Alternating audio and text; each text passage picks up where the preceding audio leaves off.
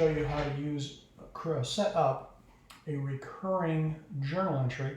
You can use this for any form. It could be a sales receipt, it could be an invoice. The process is the same for all of them. The request I had was to do a journal entry specifically. I'm going up here to New,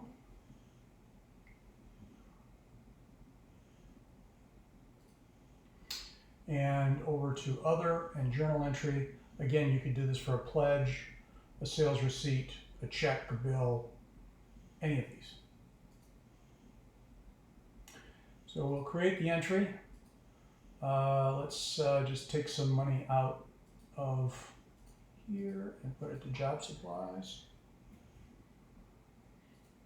So I'll take $100 out of here and put $100 into here. Now, so I'm going to want to repeat this. And so I go down here to the bottom where it says Make Recurring.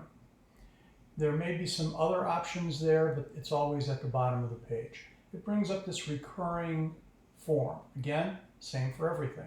Give it a name. Job, supplies, expense. It's going to, I have three choices. I can schedule it, which means it happens automatically. I can have a reminder, which means it pops up on the screen and reminds me to do this. This is helpful if you don't always post this entry, or if you may need to change it at some point. And unscheduled, you use those generally if you have a fairly complex journal entry that you need to do periodically, sometimes at random times, and you don't know what the dollar amounts are going to be. I used to use this in my homeowners association when they would post their electric bill, which went against the gates, the street lights, the pool house, and something else I forget. And it was fairly, so instead of having to retype that every time, I created an unscheduled journal entry so I could just bring it up and post it. I'm going to create it 0 days in advance. I can create it monthly, weekly, daily, or yearly. I can do it on the first day, the second day, the third day of every month in this case, or I could say the first Monday of every month, which is a nice thing to do when you're doing closings. I can start date, obviously. That could be today, or I could have the first start in the future. In this case, it has end, none. I could say after